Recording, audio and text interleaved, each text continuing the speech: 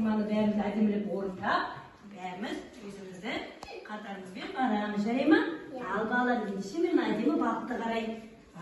Біздің бірінші тапсырма, аяқ баспа. Біздің бірінші тапсырмамыз, әдемі бақтарды болайық.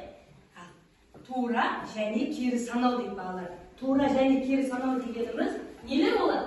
Сандар. Ал осы санға алимутке шыға ғой. Біздің алдымызда кел. Мен мына сандарды шашып қояйын. Кел. Кел ол. Бірден бастап 10-ға дейін дауысын шығарып қоямын. Бәріміз назар аударып тыңдайық, дауысын шығарамын. Жерге қоясың. Бірдің көрсі қандай сан? Өз айтсын. 2, дұрыс айтасың. 2-нің көршісі қандай сан? Дұрыс. Арасын ашық қой, дұрыс.